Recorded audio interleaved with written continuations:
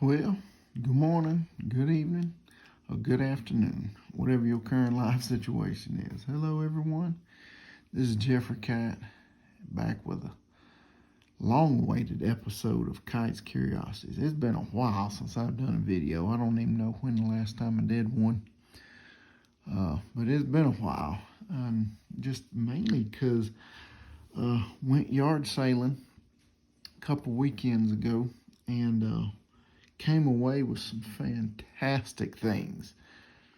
At least I think they're fantastic. And a couple of duds. So let's jump right into this. Been trying to do some research on it to, give you guys the backstory on it instead of just throwing this stuff up here and say, hey, look what I got, Just kind of give you some ideas about stuff. So anyway, without further ado, let's get into it here. We'll start off with some currency that I bought. And these little things right here. These are Iraqi dinar. And dinar is the name of the currency that is used over in Iraq. And it's printed out by the Central Bank of Iraq, or Iraq, whatever you want to call it. And it tells you right here 100 dinars, 5 dinars. And on the front is none other than Mr. Saddam Hussein. I got these and I just thought they were kind of neat, I like getting foreign currency and things that have a story. And from what I can tell, Saddam Hussein was on the currency from 1992 until about 2003, I think it was.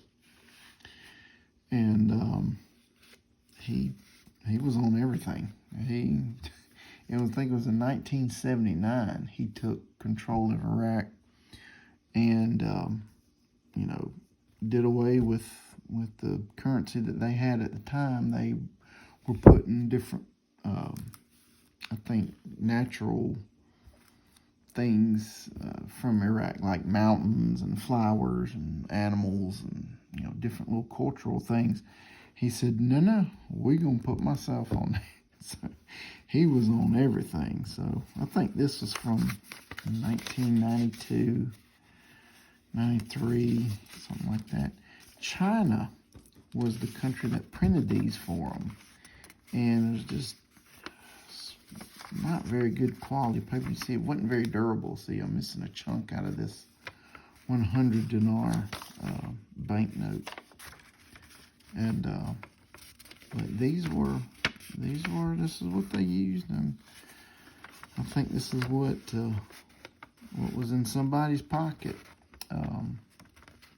when we started our second invasion of Iraq and trying to root him out and find Saddam Hussein and end all the terrorism in that part of the world. So anyway, there's some things that I found and I bought. This next piece right here, this is a British penny from 1944. Now this is a huge coin. I mean, it's pretty big. I don't have a penny laying around right now for me to let you see one side by side and compare it to, but I mean, it's pretty big. A pretty big penny there. And it's on this front side, I don't know, not too big, and the coin collecting on the obverse and all the different sides. I'm just going to tell you on this side.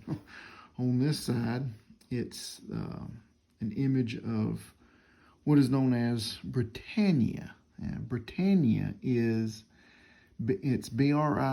T-A-N-N-I-A, Britannia. T-A-N-I-A, whatever.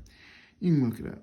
And it's the female personification of the country of Great Britain. And why the Romans wanted to give them a female personification, I don't know. That was, when I was researching this, thought that was just kind of weird, but it's from 1944, so it is a World War II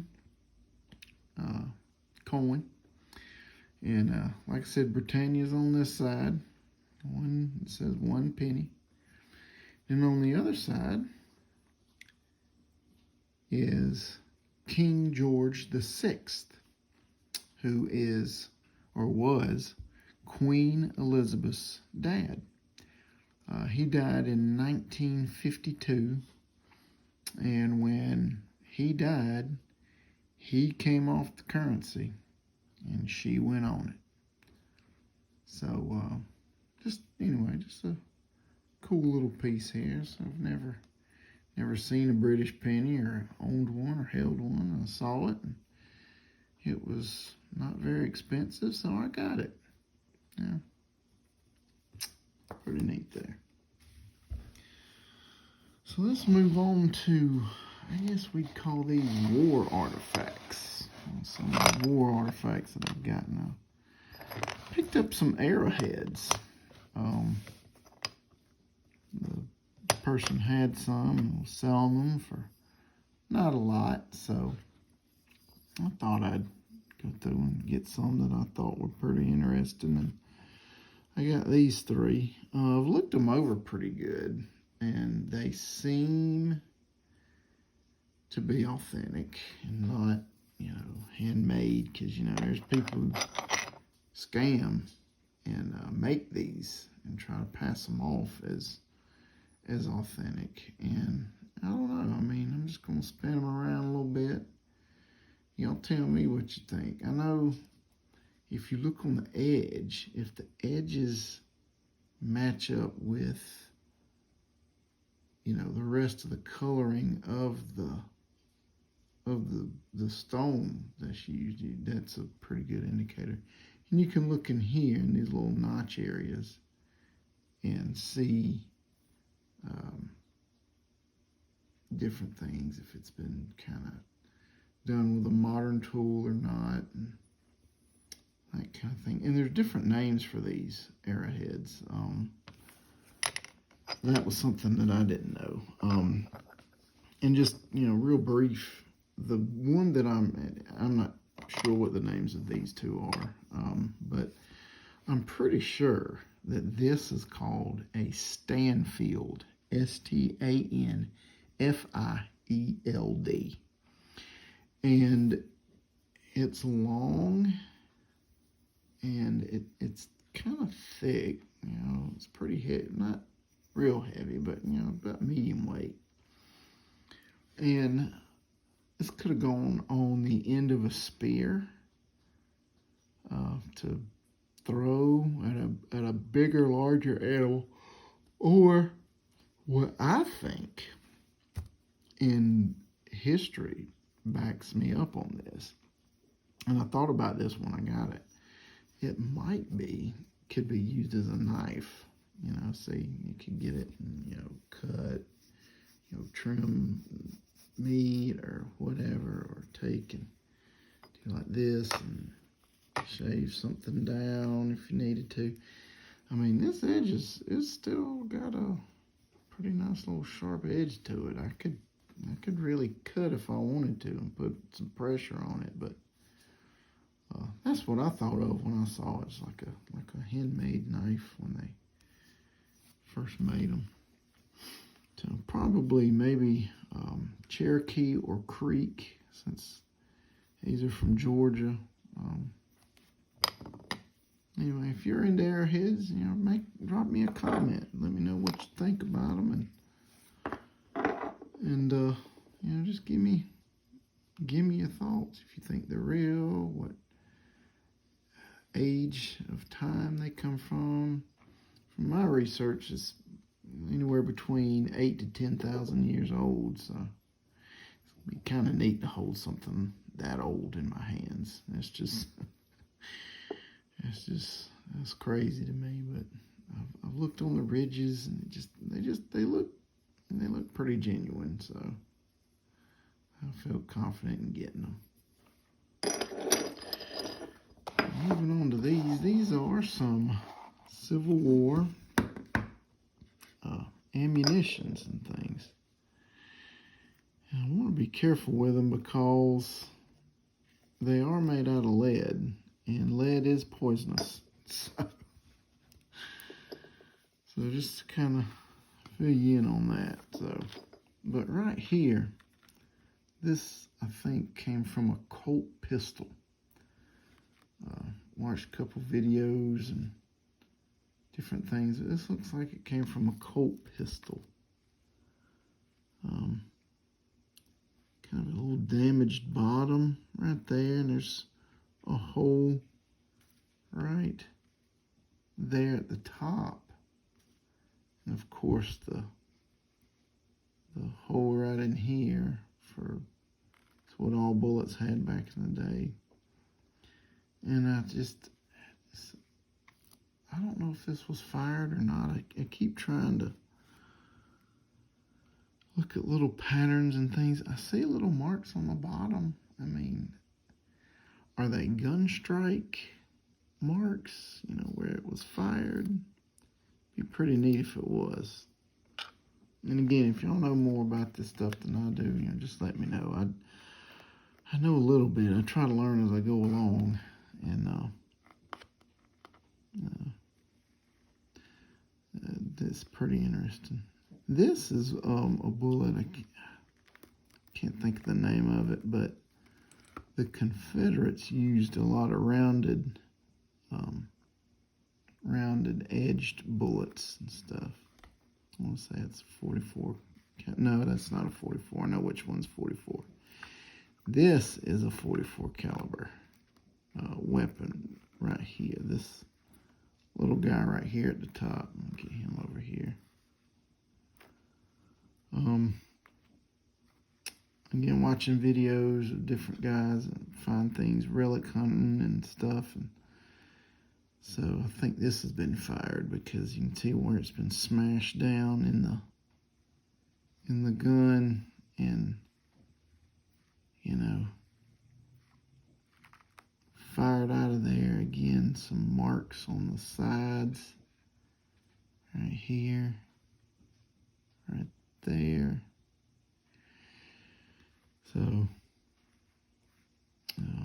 just kind of amazing just to kind of have these. Here's another one that's got a smushed top right here. I don't know what happened to the top. And again, right here, these little marks right there. And then you got on this back side that mark right there, that gash. Is that when it's coming out of the barrel of the gun or what? So at any rate, but these were found. I live in a part of Georgia where the Civil War was fought. Many battles were fought, and these were gotten out of the area that I live in. So it's just, you know, I wonder, you know, if it hit someone, you know. And these are pretty heavy. If you've never picked up one of these or found one of these in the woods or something, relic hunting, I mean, they're pretty heavy. And I can't imagine just being popped in the chest with one of these things. I mean, they are not light. They are not, you know, light at all. So, but I enjoy looking at that. That's a 44 caliber that I remember. I want to say this is 36. Kind of a Colt pistol. I want to say this might be a 58 caliber, 53. I'm not sure. So I'm still trying to learn about Civil War field artillery. So moving on to bottles. I picked up this Grapette bottle. I can't find a lot of information about it, but this font here makes me think 60s. Doesn't that look like it's 60s to y'all? Right there. Yeah, right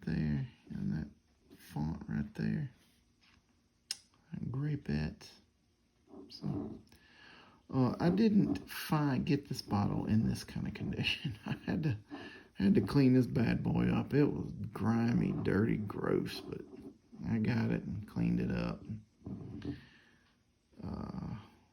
Grape It, licensed by the Grape It Company in Camden, Arkansas.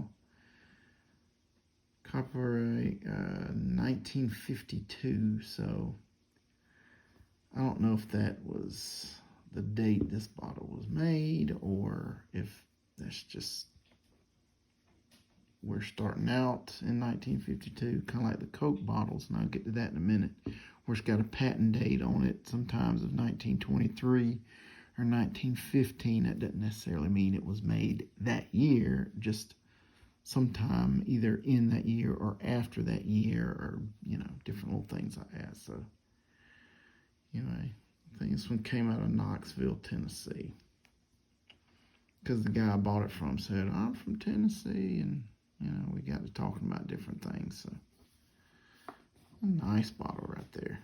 So, 50s, 60s Grape It bottle.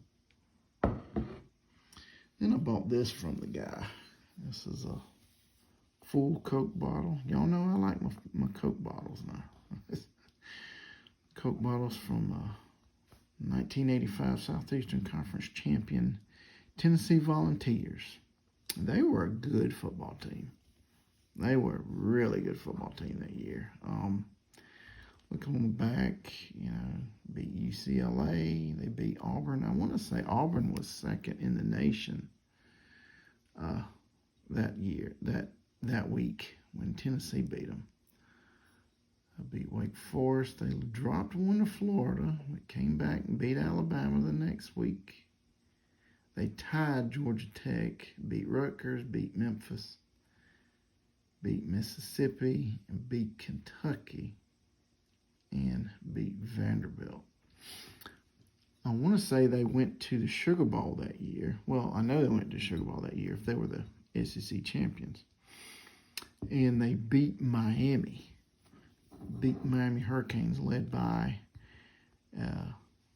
future Heisman Trophy winner, Mr. Vinny Testaverde. In 1985, Bo Jackson won the Heisman Trophy, and then Vinny Testaverde won it the year after Bo Jackson did. But in Tennessee, they crushed Miami in the Sugar Bowl that year.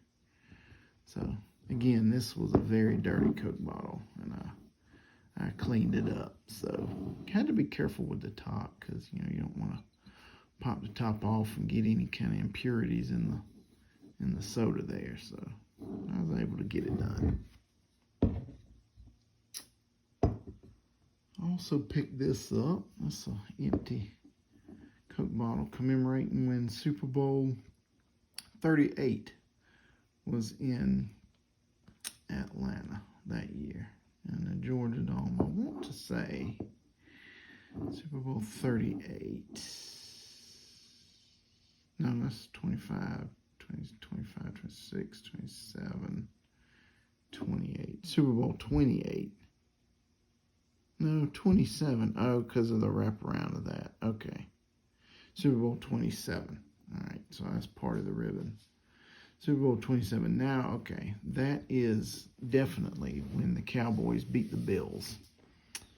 I remember that. Yeah, that's when that's from. So, a nice little Coke bottle there. A little commemorative of it when the Super Bowl was in my home state for the first time. And then we got this little baby right here. Now, if you look, you'll see a very key thing here. Bottle, patent December 25th, 1923. When I saw this, I was like, finally, I'm going to own me a Christmas Day Coke. I asked the guy how much he wanted for it, and it was a red flag. Should have been a red flag. Told me, I'll take 50 cents for it. So I said, so. But I didn't really know what I was looking at when I had it until I started doing some research on it.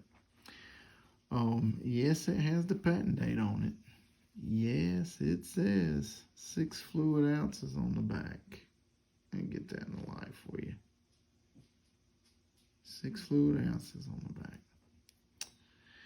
But there's some telltale signs that lets you know this is a reproduction. If you look on the bottom, all right, so it says Dallas, Texas, okay? Now, you keep that in mind. Right here, now this is an original. This is a legit bottle from 1951. Right there, 51. So, you see on the bottom here, look at those letters. Look how gigantic those letters are compared to little bitty tiny Dallas, Texas. Big numbers on Macon, or big letters on Macon, Georgia. Little bitty tiny Dallas, Texas. And you see this rim going around right here? You see how that is perfectly smooth? That should have let me know that this was a reproduction. But I didn't break the bank. I didn't spend big time money on it. It's 50 cents. So I imagine I can put that in a yard sale and sell it for 50, the same 50 cents that I paid for it. So, oh well. Win some, you lose some. This one right here, I showed y'all in a previous video. This is one that I've had in my collection. This is not one that I picked up at a yard sale. This is one I found in the woods that I've had for a while. So anyway, just wanted to let y'all know about that. All right, what else we got? I got so much stuff here, man. It's crazy. All right, let's get this. This right here is the honorable discharge and separation papers for a man named Lewis C. Sharp. When he got when he was discharged from the Army following World War II. I just saw this and just, man, this was just so neat. And I just had to have it. And I, didn't pay a lot for it. And it's authentic. It's the real deal. It's stained up and everything. And it's signed by this major named Walter M. Lask. I've looked up Mr. Walter Lask, and I didn't really find where he did like anything really well known, and went on to be this head of the Pentagon or anything like that. But I'm still gonna kind of research him and dig around and see what I can find of him. And it came with some copies of some different things. Like there's a copy of the front right there, and got this copy right here. It's almost like microfilm. I don't know what it is, but it came also with a copy of the back of the other thing. And just to speed up time, and keep having to drag it out and possibly damage the original. This is the back of the discharge paper, and it just basically tells this guy's story. Lewis Sharp. He was born September 22nd, 1914 in Sally, South Carolina. And he enrolled in the Army on October the 18th, 1941. He was officially discharged from the Army January 15th, 1946. So he went into the Army. That predates Pearl Harbor. Pearl Harbor happened December 7th, 1941. So went to Fort Jackson Became a marksman. That's what that MM stands for. He was a marksman with the M1 rifle and the carbine rifle. And his job in the military was an administrative specialist for the AAF. Now, AAF, give y'all a history lesson. That stands for Army Air Force. Prior to World War I, the Air Force was a division of the United States Army. It was not its own separate group until 1947, I believe it was. But that's what that AAF stands for, Army Air Force. 502, that was his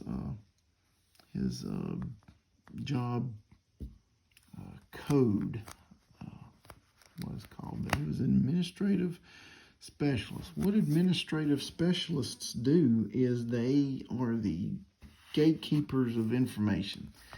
They give, receive, transmit different bits of information, and they could possibly know and have information and help coordinate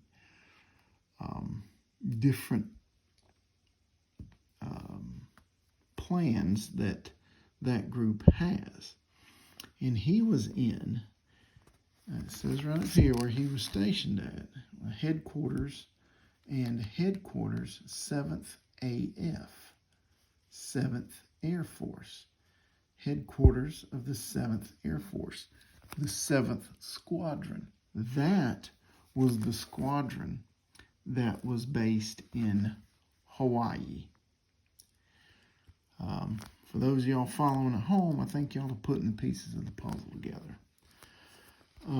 He was not a Pearl Harbor survivor, but that is where he went to be stationed when he shipped out. I don't know what he did from October 18th, 1941 until April 30th, 1945. I assume he was just training, getting what he needed to do, learning what he needed to learn, because you see right here it says battles and campaigns, none.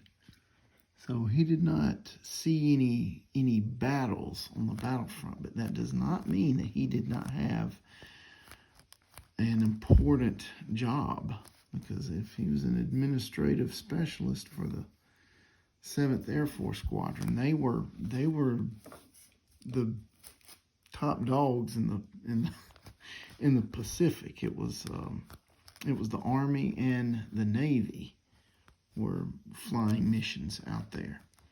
You can see the medals that he got: Good Conduct, World War II Victory Medal, Defense Service Medal, American Theater Service Ribbon, and a Yay MET Service Medal. I don't know what that is. I hadn't been able to find that out. But April the 30th, 1945, he went to the Asian Pacific Theater. That's what APT stands for, Asian Pacific Theater. And he got there on March the 7th. And he stayed from March 7th to December 20th, 1945. So he was there with the 7th Squadron when Hiroshima and Nagasaki were bombed in August of 1945. Hitler committed suicide, allegedly, according to the History Channel, and Germany surrendered in May of 1945. So he got to the Asian Pacific Theater in Hawaii in about a month and a half. Well, no, about 2 months before Germany surrendered, but Japan kept fighting. And there is no telling what he read what he saw, what he did, man, if I could find this guy's family and just maybe talk and see what stories he might have shared. Oh, man. Oh, man. I couldn't find where he passed away either, but I mean, if he'd be 107 if he was still alive today, and I couldn't find any records of, like, oldest living people in South Carolina or something, Lewis Sharp, so I assume he's deceased now, but man, that was right when things was getting hot with the atomic bombs, the invasions of Japan. Okinawa was invaded during that time. Iwo Jima was during this time frame. I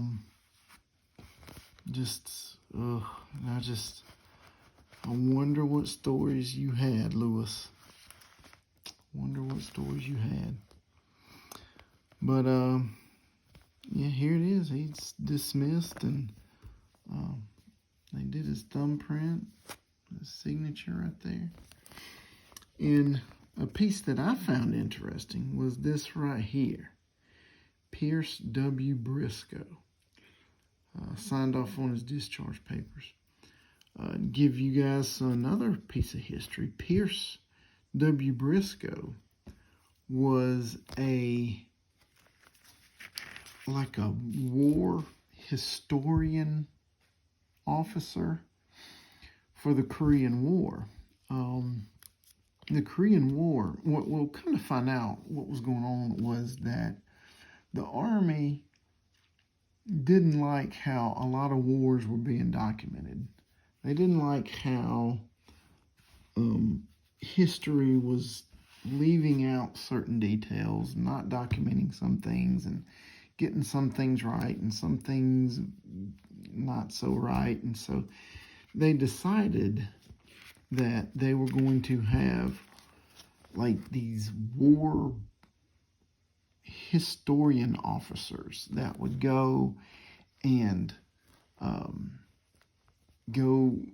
be with the troops that are fighting, go out on the battlefields, go and watch and document every little thing that happened so that they could have an accurate account of that war, that conflict, that battle, that skirmish, that operation, and have it detailed and factually based instead of just on,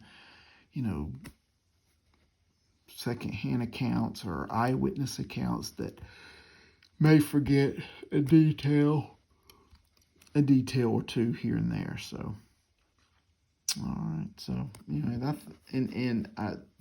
this is a copy right here, but on the back of this is, like I said, all the original stuff is Pierce Briscoe's original autograph. Let's see if I can show that. He was like one of the first war respondent officers. I'll show it to you. Right there. Pierce Briscoe.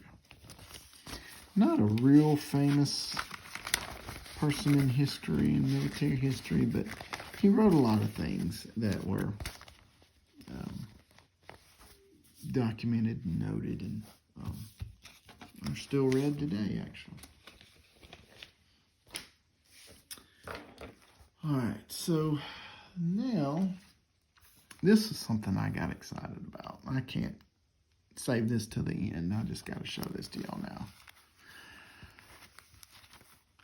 When I saw this, I just was so excited. I was like, oh my gosh, I gotta have this. But a guy beat me to it, and he picked it up. He took it to the person that was in charge of the yard sale, at the yard sale that I found this at, and asked, how much you want for this? And I'm going to go ahead and tell you guys what I paid for this. The lady that was running the yard sale, she said, just give me $30 for it. And the guy looked at her and started laughing and said, no, I can't do that. I can't. That's just way too much for this picture. No, sorry, no deal. And I was shocked. I was like, are you kidding me? This is a $300 picture. And you don't want to pay $30 for it? Oh my, I got to thinking maybe it's fake. I don't know. I don't know. Anyway, he put it down on the table, back at the table. And I immediately ran over there and got it and went back to the lady and I said, $30, huh? She said, yeah, $30. I'll do $30. I was like, oh, you sold. And I got my magnifier out and I looked at everything and it's legit. It is a legit Buzz Aldrin autograph of when he was on the moon with Neil Armstrong in July of 1969. And so I was so happy to get this because I've always wanted this picture. I've always wanted it, but I was like, gosh, I just didn't want to come off $300 for it. You know, there's so many other autographs and so many other things I could get for $300 and just spend it on just one picture. I just couldn't pull the trigger all these years. And so I was very happy to get this. And I told her, I said, now, you realize this is a $300 picture, right? She said, yeah, but, you know, my dad enjoyed it. And so he always liked it. I'm just selling it. So if it's going to go to a good home and you're going to keep it and enjoy it, I don't mind taking just $30 for it. So I'm like, thank you so much. But then she said, I got something else for you. If you'll hold on for 1 second. So I did. And she came back with this. And I was like, holy cow. And she was like, you know, this is Neil Armstrong's autograph. And I'll sell this to you for $20. And so I should have looked at it a little more, but I was like, hey, $20? Absolutely. I mean, and I said, you realize that's way more than $20. And she said, yeah, but again, it's from my dad's collection and, you know, it comes with a certificate of authenticity. And I was like, okay. So I went ahead and bought it. But those of you who collect autographs already see some red flags here. So I'm just going to let y'all look at that. So I don't know if it's real or not. There's some things I like about it and some things I don't like about it. And let me just show you. All right. So right here, Neil always, he did make that little mark right there to start his N off. But then the next line when he came through to make the N, typically it starts kind of right over here and comes down like a diagonal. But this line is like a curve and it starts up high. It comes down like that. This part is pretty, in my estimations, is pretty consistent with what Neil would do. But these two lines right here kind of, I don't know. The EIL right here, I have seen him do this in autographs before, but typically he would give a nice EI and and a fairly nice size L as well. But I have seen some choppier ones of this. So that I'm kind of okay with right here. Here's where it gets weird, is typically on his A, it would be like a straight line and then like a question mark. And you can see there is a question mark form to it, but it starts right here and it goes all the way up and all the way around and down.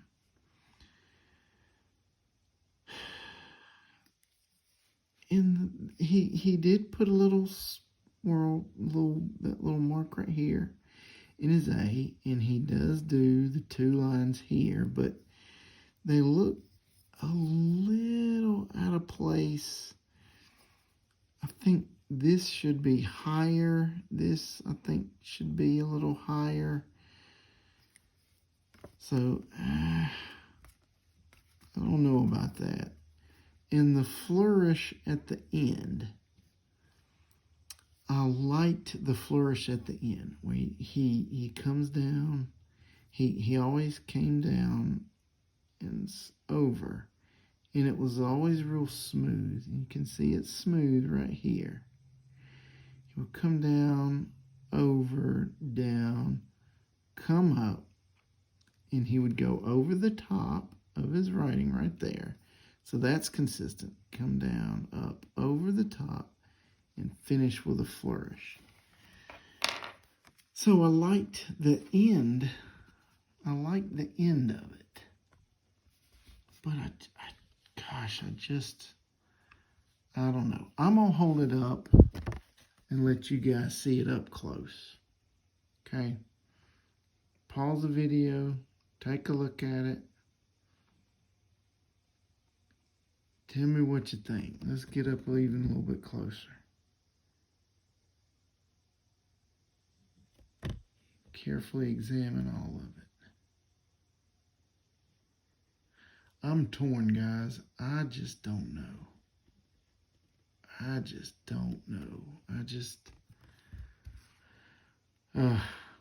It wasn't but $20. That's a red flag right there. Nobody's going to let $1,000 autograph go for $20. But, and there's other red flags. We've gone over some of those, so I don't know. I mean, I paid $30 for this, $20 for that, $50 for the pair. The $50 alone covers this. You know, more than covers that. So if that was just a way for her to get $20 extra out of me, she did a good job. So whatever. I mean, I'm just happy I got that Buzz picture. Let me just hold this up and let y'all see that. Gorgeous, gorgeous autograph.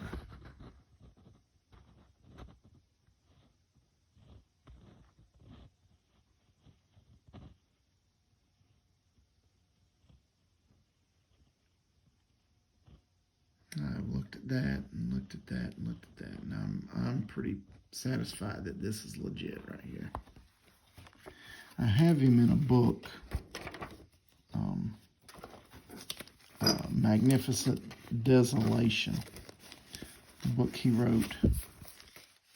So I'm pretty confident that that's a real one. So anyway, we're gonna have some people look at this, and I may get it authenticated, I may not. I just don't want to waste the money. What do y'all think, folks? Honestly, please give me your opinions. Kind of torn on that one, but anyway. Going to some sports memorabilia. I picked this up too. This is the 90-leaf puzzle that would come in those trading cards. I want to say This is the leaf set, because Donruss would always put puzzle pieces in their cards. In the 1990 Donruss is Carl Yastrzemski. In 1991 Donruss is Willie Stargell, is the puzzle kit. So this this, I think, came out of the 1990 Leaf set. You know, the set that's got Frank Thomas's major rookie card in it. So I liked it. It was beautiful. It was put together rather poorly. Some of the pieces were just not aligned, and just it was a mess. But it had Yogi's signature on it, and get it up close. That's a real Yogi autograph right there. I've gotten his autograph on a Perfect Game piece in my man cave, and this is spot on with, you know, consistencies in his signature. So I got it, and I took the back off. It was put together on this plyboard thing. It was just terrible shape, but I carefully took some of it off. I put some tape on it and put it back together, and I got the pieces lined up a lot better, and it looks absolutely amazing and beautiful. I'm very pleased with how that came out. So going to get a new frame for it. It was an old, dirty, disgusting frame, and I had to get it out of there and do Yogi better than what the shape that it was in. So got that. Got a couple of odd pieces. This doesn't need any big story. It's just a Baltimore Ravens helmet. You know, it was nice. Guy only wanted $1 for it, so I'm like, heck yeah, pay you $1 for it. Might send this off to a Baltimore Ravens player, get them to sign it. I don't know who I would send that to. So anyway, on to that. And then this is a nesting doll, a Dwayne Wade nesting doll. Haven't found much information about this piece. Adecco apparently was doing a stadium giveaway one night at a Miami Heat game and gave out 5,000 of these nesting dolls. So paid like $2 for this. Pop that open. And there's little miniature Dwayne Wade, and pop that open, and it's the Miami Heat little, I don't know, plug, nugget, whatever it's called. So I got this for basically to trade or resell, or to donate in any sports memorabilia auction or something, you know, so that my church puts on. So anyway, not real attached to this, but it was neat to get. Who knows, might bring somebody else a little bit of joy and happiness one day. And I found this right here. This is a program from the 1954 game between Georgia Tech and Alabama. This is absolutely amazing. It is beautiful. You don't see artwork like this anymore on old football programs. And I just loved it. And I was like, I gotta take this home. I have to have this. This is incredible. And just looking in it was kind of funny because it is loaded with cigarette ads. I mean, absolutely loaded, chock full of cigarette ads. And it's just kind of neat here. And some old businesses that aren't around anymore. Those players right there. Let's see if we can find one of those cigarette ads. Let's see.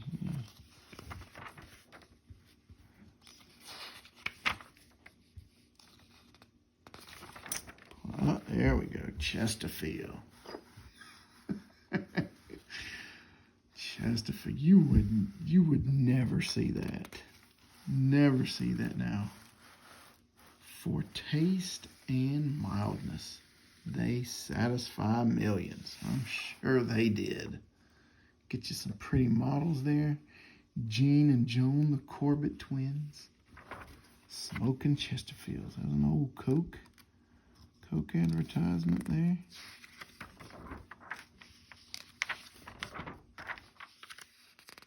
Hot dogs. Anyway, let's see if we can find one more cigarette ad in there. It's RC Cola ad.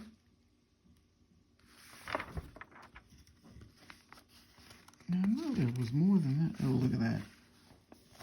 Bart Starr. Young Bart Starr right there. Let's see. I thought there was a couple more. I looked through it earlier. No. Look at that. These are old TVs. $149 to $500, which, yeah, TVs something, about that size costs that much now, so